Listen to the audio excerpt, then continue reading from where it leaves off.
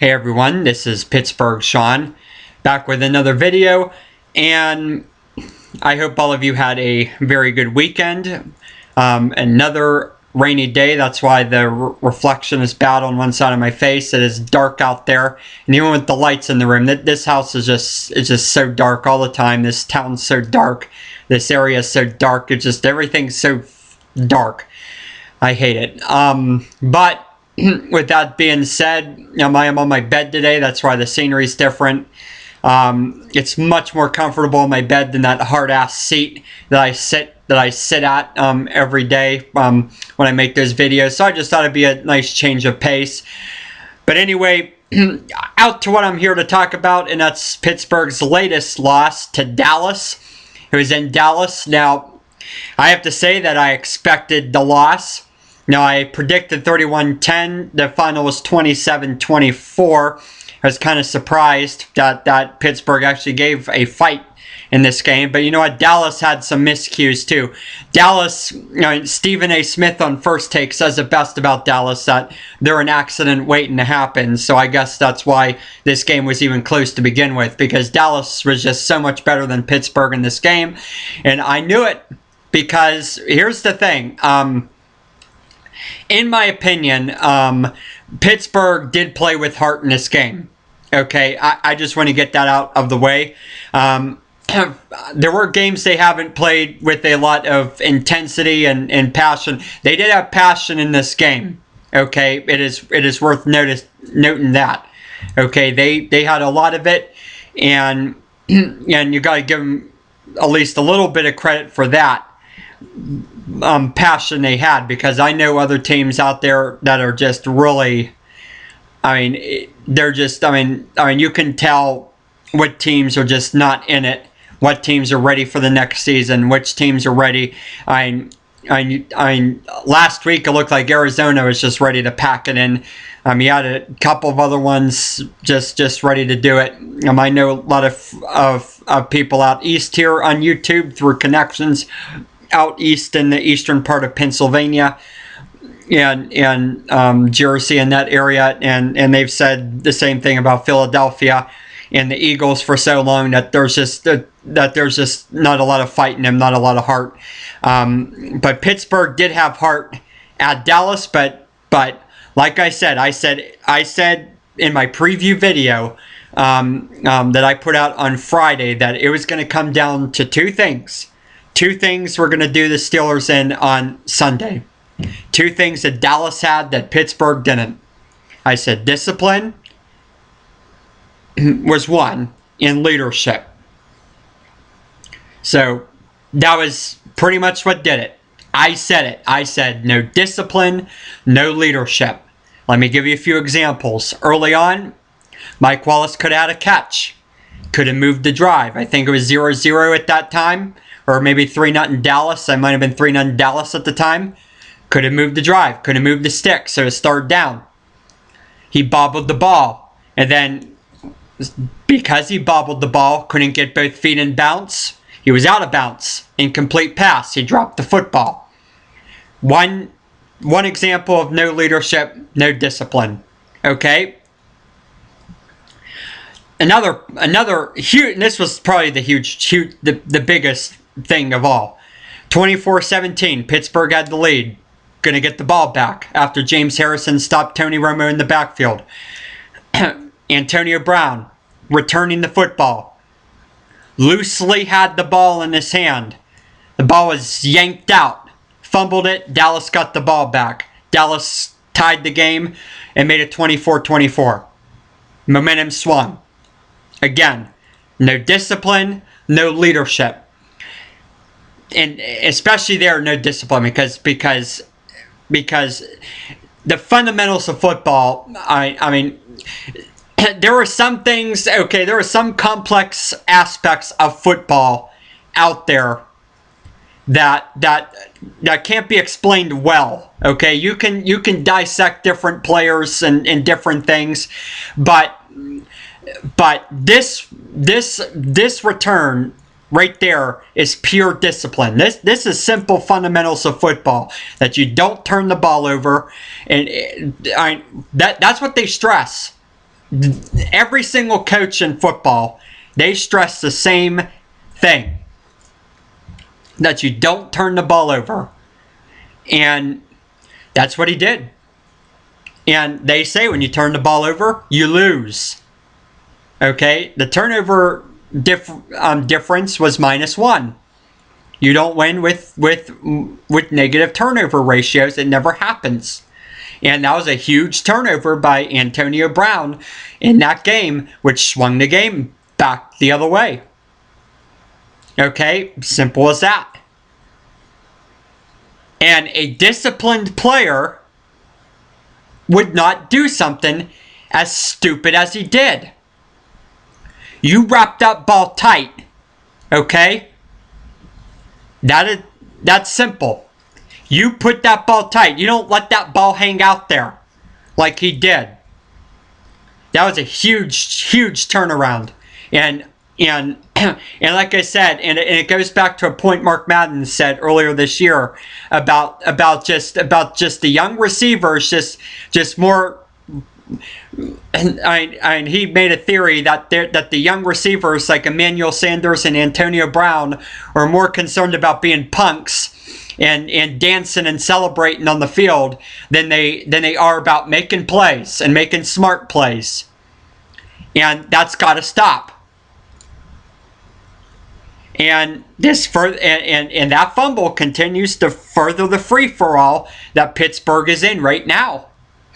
And now they're on the ropes technically, and like I said, I said they're not going to do it. They're going to go 8-8. Now either they're going to beat Cincinnati and lose to Cleveland, or they're going to lose to Cincinnati, and then they'll decide when it's too late they'll show up at Cleveland and win. So I don't know how that's going to go, but like I said, goes to that play. Another play, Roethlisberger. No leadership, no discipline. You don't throw, whatever. That was a horrible pass and a horrible part of the game in overtime. That just iced it right there. Okay, that just iced it. That was a terrible pass. He shouldn't have passed it. And in my opinion, that I think that brings up Roethlisberger's true value. Is he what the Steeler fans say he is? Is he as good as the Steeler fans say he is? Because, okay, let's go back in history. First Super Bowl against Seattle, didn't play too good. Second Super Bowl against Arizona, did not play too good. He played better than the first, but he didn't play that good. Third Super Bowl against Green Bay, pretty much threw the game away. That pick six, he played pretty poor in that game too. When you get to big moments in the game, and Edmund Nelson made a good point on KDK yesterday about how it just seems like that when it comes to just simply throwing the football around, that Roethlisberger is not good at reading defenses. He is just not good. Okay, and Roethlisberger only makes plays when he can move around. And if he didn't have that ability to move around in the pocket, he'd be another Kent Graham or another Tommy Maddox. And you've seen how good those two were for us. They weren't that good at all. So this is what we're talking about here. This again, and people like to say Roethlisberger is the leader of the team. He's no leader. There are no leaders on this team. Where's the leaders? Where's the leadership? Who's the leader on this team? Who? There are no leaders, and the good teams have leaders. Okay, the Patriots. I might hate them to death, but they have Tom Brady, and Bill Belichick is a leader. They're leaders. Denver, the Broncos, Peyton Manning is a leader. You can show it. They had a tough start, but that game at San Diego when they were down by a whole ton of points, Peyton Manning kept with it. He kept being persistent, and it just showed he was a bigger leader than Phillip Rivers was and won the game. Aaron Rodgers, another leader on that team. They win football games. See, that's the difference. You know whether or not your team has a leader. Because if your team has a leader, then you win football games. If you don't have a leader, then you're going to lose. Because you're going to make stupid mistakes. You're going to make undisciplined mistakes. And that's what happens. Leadership and discipline go just like that. They smack in together just like that. And Pittsburgh doesn't have either of them. And that's the difference in that game. It is simple. It didn't have anything to do with plays. Well, it didn't have anything to do with plays per se, but it had to do with how the plays turned out. And like I said, the locker room problems. It's just and then the coaching, the general manager, the ownership. They're not leaders either. And oh yeah, the injuries that are being incurred by the Steelers. It just shows they're just soft as worn out tissue. Okay. I'm tough on that, okay? Maybe 1 or 2 injuries here or there, okay. But when you start seeing people get injured week after week after week, then you're just pussies. You're just pussies who do not belong on the field. That's my opinion. Okay? If you're gonna keep if this team has people getting hurt week after week, then it just shows they're weak. Okay? And they're not strong. They don't have bone. Their technique is weak. Okay? Simple as that. I remember the game. The reason we won Super Bowl 43 against the Cardinals was because of that hard defense. That just relentless, tough, hard-nosed defense that we had. They punished people. James Harrison, Ryan Clark, those people punished people. Now we're getting punished. That's a soft team, okay? Simple as that. That is a soft team. Okay, they are not intimidating. And yes, statistically, supposedly, they're number 1 in defense when it comes to yards allowed. But who's really intimidated by this team anymore? Who's really intimidated by this group of people? I'm not. I could probably play against this defense. And I'm not athletic at all. But I could probably play against this defense. I'm not afraid of these people. They're just too weak. So that's a third aspect too. They're too weak. They have no discipline, no leadership, and they're just weak. And that's why Pittsburgh's going to lose. That's why they lost yesterday. That's why they're going to lose against Cincinnati. And then that's why they're going to be 7-8, and that's why they're going to be kicked the hell out of the playoffs. They are done. And like I said it after the loss to San Diego. This team is done. They're not going to get back, and I mean it. And the game's at 1 o'clock. I'm not even waking up for that one. I'm telling you, because I have a problem getting up before 1 o'clock these days, and I'm not even going to get up.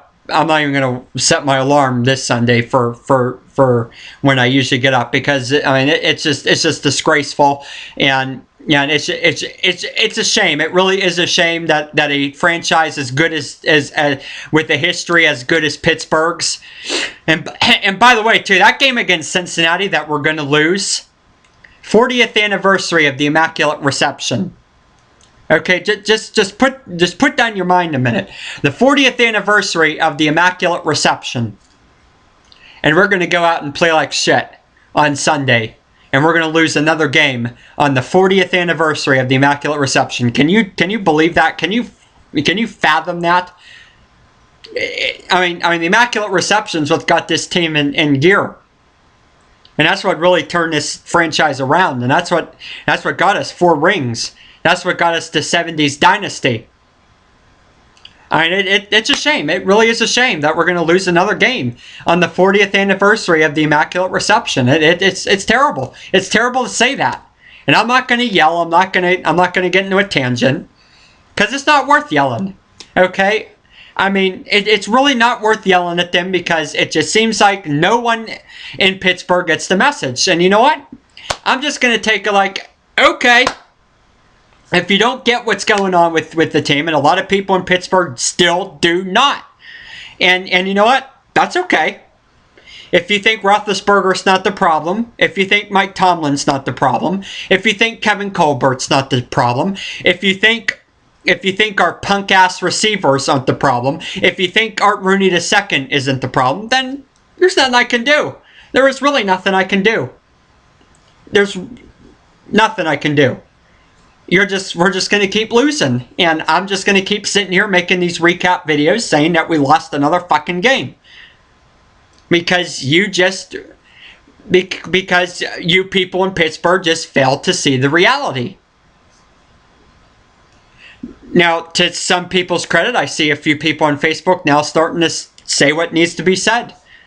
But we're still the minority, people. We are still the minority. I have a friend in Katanning, and he gets it. His name's Amos. I think that's his name. I hope I pronounced it correctly. We get it.